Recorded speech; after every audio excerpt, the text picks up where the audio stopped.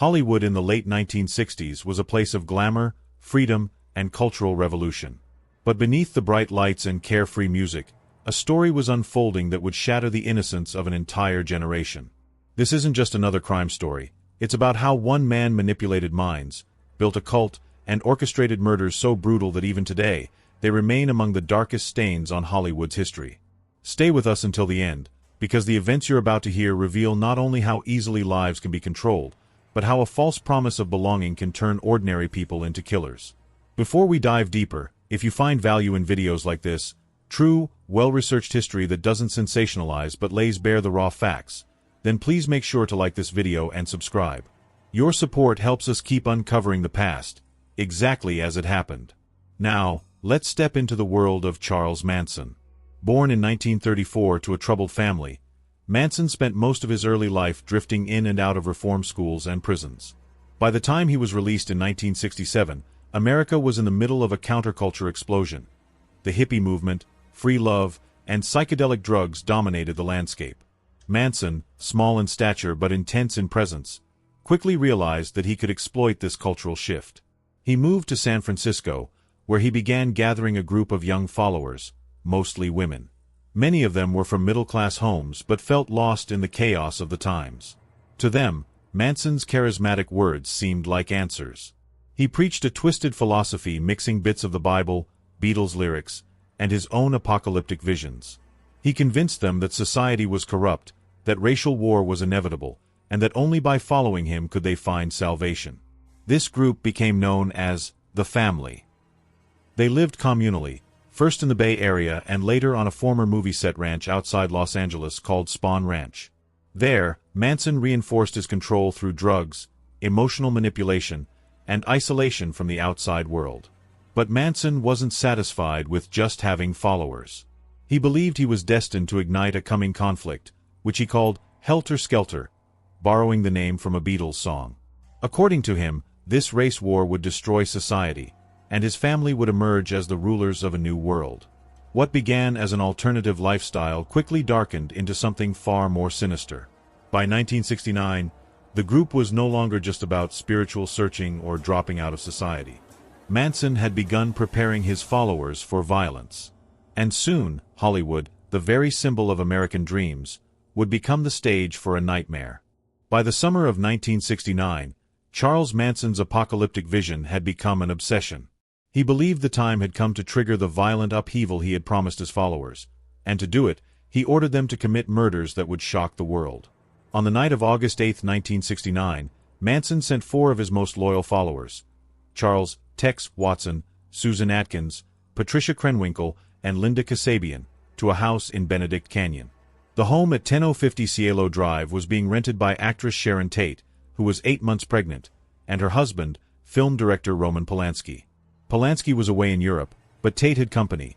Hairstylist Jay Sebring, coffee heiress Abigail Folger, and Folger's boyfriend, Wojciech Frykowski.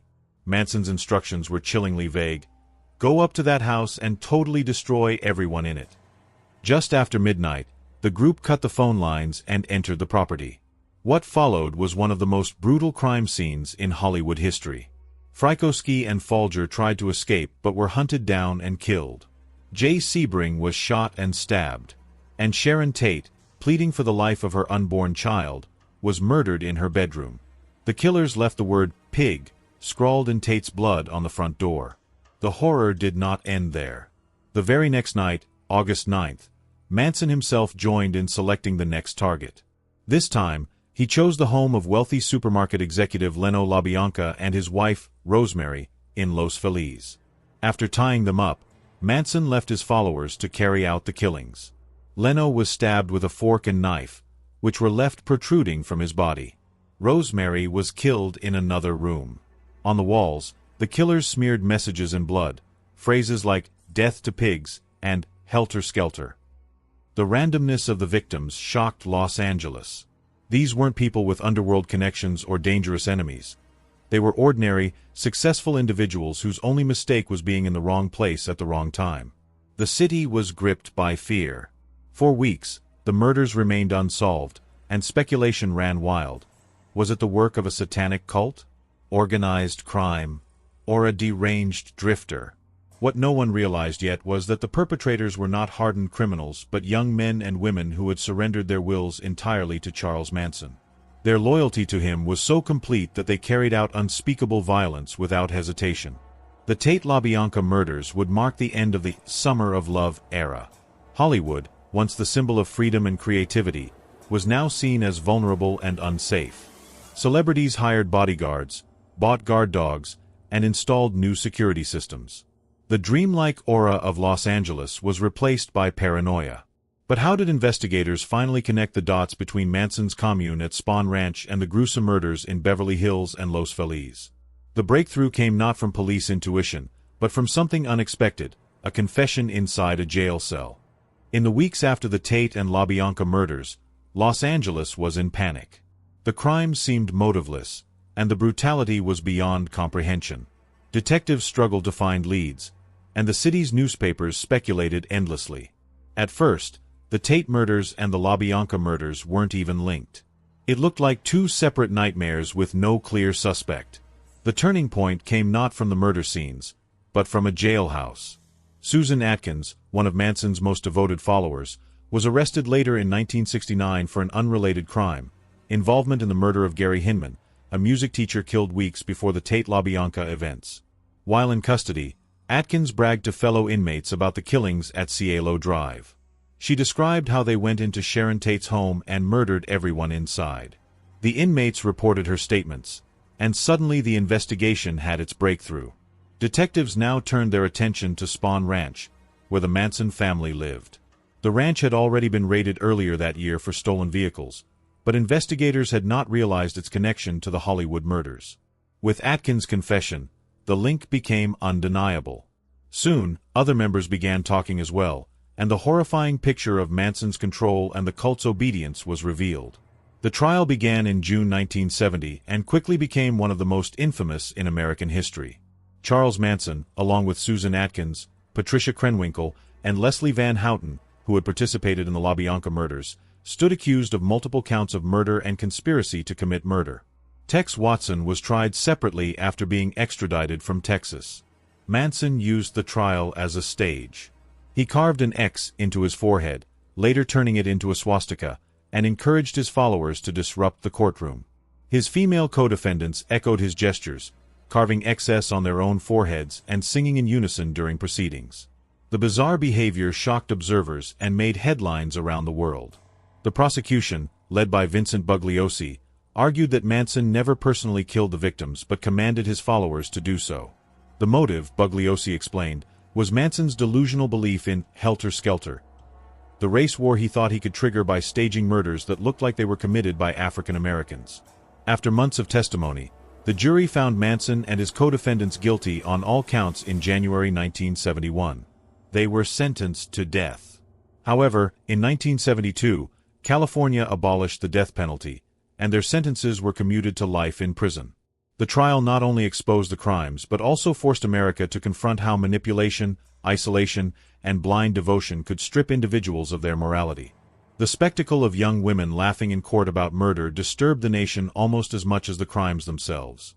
But the story doesn't end with the convictions.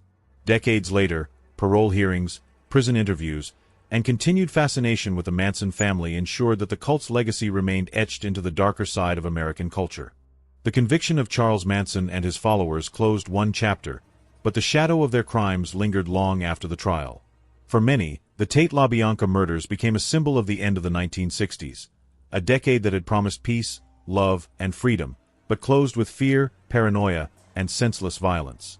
Manson himself became one of the most notorious criminals in American history. Unlike many killers, he didn't need to commit the acts himself. His power came from his ability to manipulate and command others to kill on his behalf. That chilling reality forced society to reconsider how cults operate, and how vulnerable individuals can be drawn into destructive groups when searching for meaning or belonging.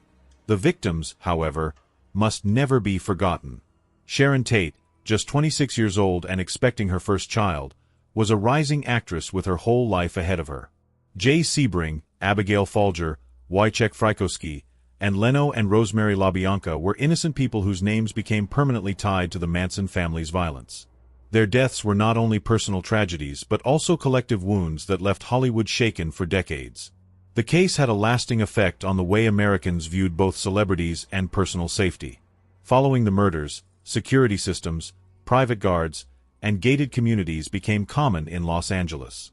For Hollywood's elite, the idea of being untouchable was shattered forever. Culturally, the Manson murders also left a deep imprint. Books like Helter Skelter by prosecutor Vincent Bugliosi became bestsellers, detailing the trial and the cult's bizarre beliefs. Films, documentaries, and countless references in music and pop culture kept the memory of the crimes alive, sometimes sensationalizing them, something that risks overshadowing the reality of the victims. But perhaps the most unsettling legacy is the reminder of how manipulation can turn ideals into weapons. Manson preyed on young people who were disillusioned with society, offering them community and purpose. What he gave them instead was indoctrination and destruction. Even decades later, criminologists and psychologists study the case to understand how cult dynamics work and how to prevent similar tragedies. Charles Manson died in prison in 2017 at the age of 83. Many of his followers remain behind bars, with parole hearings continuing to spark debate. Some argue that they were brainwashed and deserve a second chance. Others believe their crimes were so brutal that release can never be justified. The story of the Manson family isn't just about a group of murders. It is a warning about the dangers of charismatic leaders, the fragility of social movements, and how quickly idealism can be twisted into violence. And that's why the Manson family murders still fascinate and horrify us more than 50 years later. They are a reminder that evil doesn't always look like a monster. Sometimes, it hides behind the promise of love, belonging, and change.